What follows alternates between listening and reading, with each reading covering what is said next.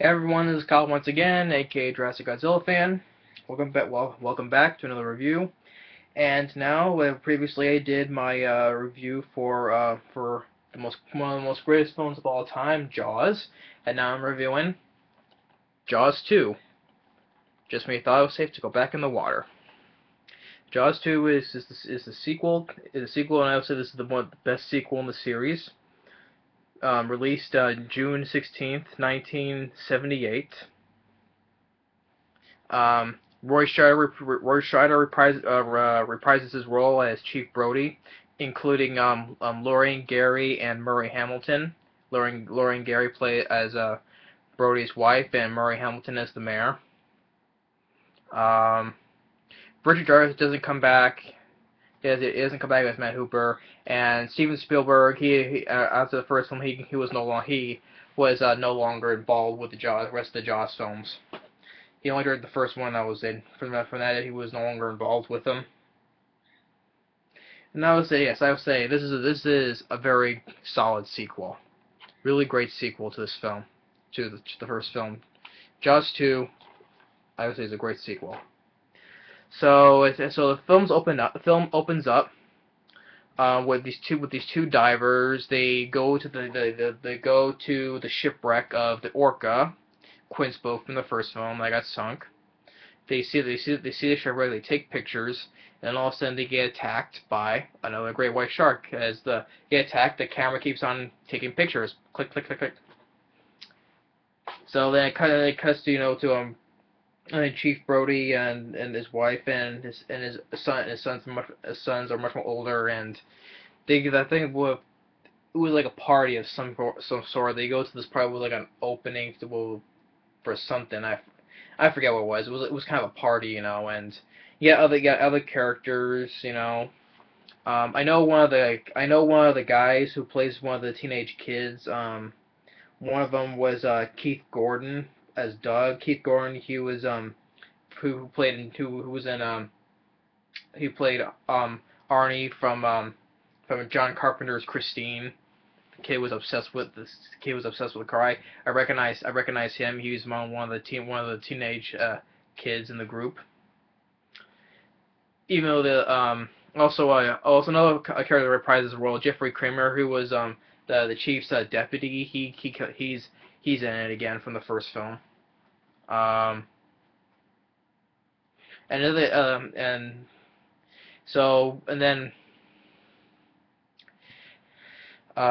over pretty much the the next day there was a group that was two women. The one girl was water skiing among with I think it was like I think it was a mother or a sister. I don't know who it was, but they were the water skiing. But the shark is coming towards them. You see from its point of view, it starts catching up, and it kills the girl and attacks the boat. Pushing the boat, lifting it up, and the girl pours gasoline, and shoots a flare gun, sets the boat on fire, and it catches the shark. You can see it catches a part of his face catches on fire, and the whole boat explodes. And then that's when later on you see has a burn scar. The right side of his face is all burned. It's partially burned. Um, Then because an old lady witnesses it, he sees the boat exploding and calls Chief Brody. He has no idea what caused it, and you can see that he still goes to see. It's like you see staring at from the beach at the water. He's kind of thinking maybe there's another shark that comes back. But then later on, the girl Tina and her boyfriend Eddie, they also saw the explosion too. But then later on, I think it was like the next day, they're around on the beach and they come across a dead carcass of a killer whale with big bites taken out of it. Huge big bites that's been taken a big bite out of from the whale. And they examine the marks, and Chief Roy convinces it's another great white shark is check hell from the bite radius. Um, then it's like he says that the woman that was examining it also said they're also attracted by sound, you know, like sonar or radar.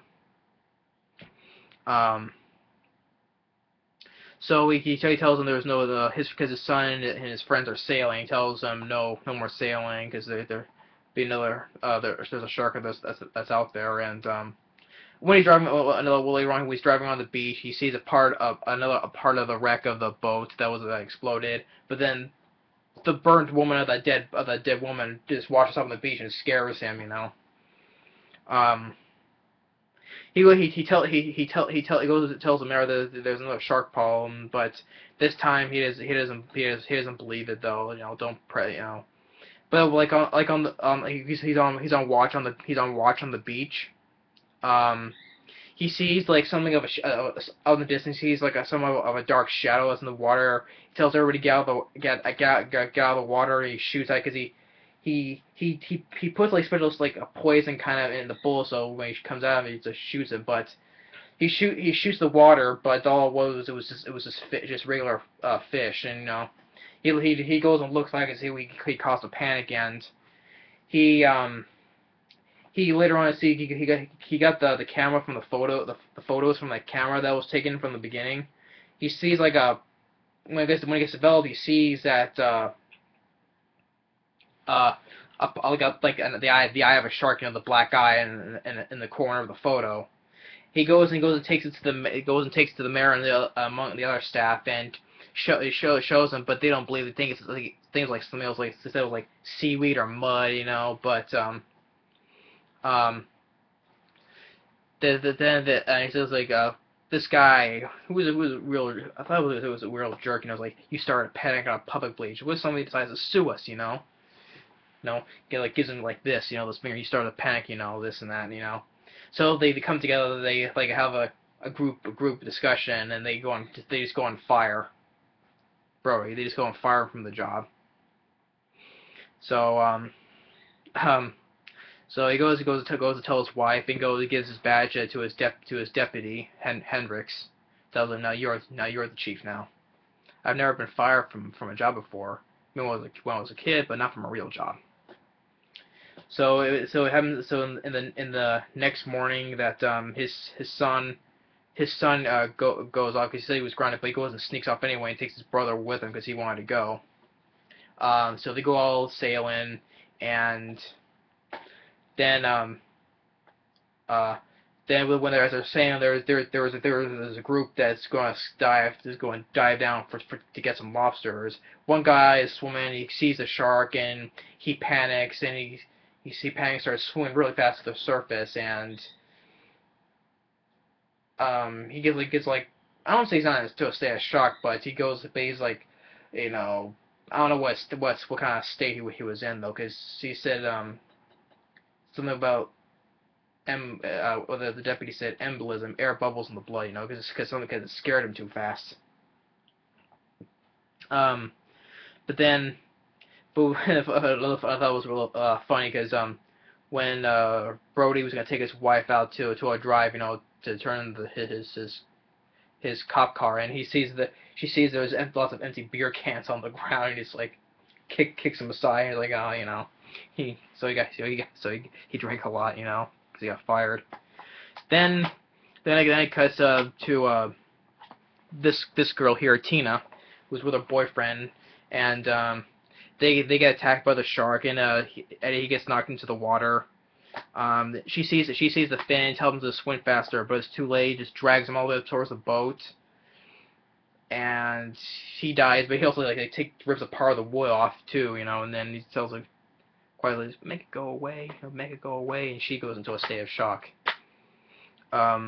She goes into a state of shock, and then it cuts back to the harbor where Brody goes up to where the diver who got scared by the shark, and Hendricks, his deputy, tells him that the other teenage kids, they went out sailing, and they go on the police boat after them. Then they come across the boat where Tina was. She's hiding, and she goes and she's like screaming shark, you know. So he goes and drives after them, leaving his wife and his deputy behind because there's another boat signaling, and that boat will take you in, you know. she gets her to the hospital. Then when the rest of the kids are sent, they all get attacked by the boat. They crash their boats into their boats into each other. Mike, Brody's son, he gets knocked out because he has a life jacket on, so he stays afloat like this. But like his ear is dripping blood, and the shark is smelling him. But then another boat that did not crash, and another kid, and with another kid, they pull him out just when the shark comes, spreads on the side of the boat, you know. So they can still sail fine. So they start sailing towards the mainland, leaving them behind. So they use ropes to bring all the boats together, and just wait it out. Then there was a chopper earlier because Brody called up for a chopper to help to find the kids and bring them back. The chopper, he sits in the water, you know.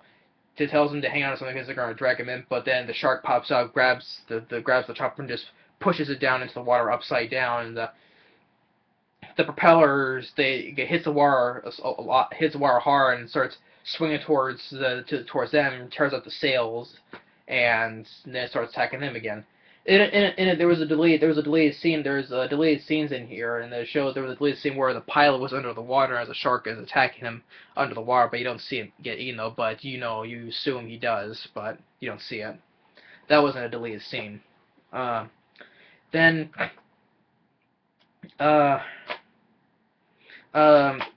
Mike's little brother Sean, he slips into the water, and then this girl brings back on top of the boat, but she can't get up, and then the shark eats her, and eats her right in front of the kid. And he says, "No," you know. Then it comes back where Tina's getting taken to the hospital, and Brody's wife, Helen, she tells the guy who earlier told Brody, you know, you started the panic on the beach, you know, that guy. He says he's sorry, but she goes, I don't give a damn what you say, what you're thinking. All I know is the boy's dead, and my son and husband are still out there. Yeah, and after that, so every time that scene happens, I always keep thinking, yeah, you know, that's what you get for not listening to Brody, you know.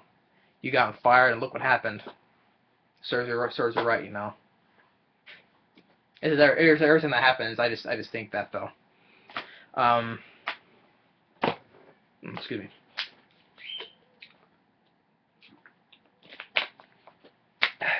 But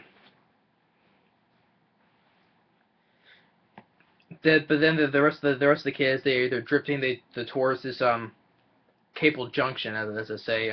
There's a small electric plant that's in the middle of the ocean. They drift there, but they get stuck.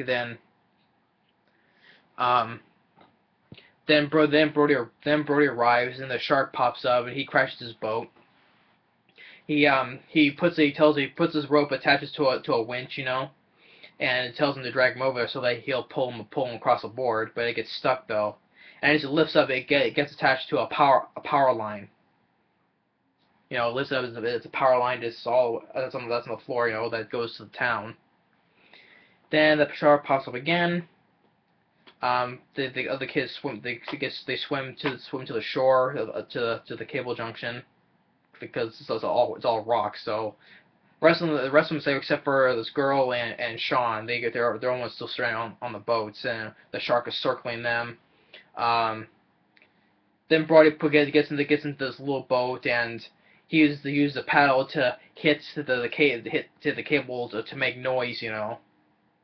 And he's like, all right, you big bastard, come on, I got something for you now, you know. And there's an open wide, say ah, and then it snags onto the cable, and just electrocutes it to death. And then it just sinks towards the bottom. And they're like, yeah, you know, all the kids are like, yeah, it's dead, you know. and then the film ends where they're just going to sit there waiting for help arrives. So yes, Jaws 2. A very, very great sequel. It's definitely the best sequel in the series. The kid Roy Scheider, he still does a good job as Chief Brody. May he rest in peace. Rest of the cast does fine. John Williams, he comes back still do the music of the score of the film. The score is still fine in the film, but nothing can touch his score what he did from the first film. Nothing can touch that score. And the film did pretty well in the box office. The $30 million budget and made over $200 million worldwide. So the second film was a hit. More than half the grossing is within the first film, but it still did fine at the box office, over $200 million. So yeah. So Jaws 2, solid sequel, and so thanks for watching, and stay tuned for another for the third sequel, Jaws 3, or Jaws 3D. So thanks for watching, and we'll see you later. Bye bye.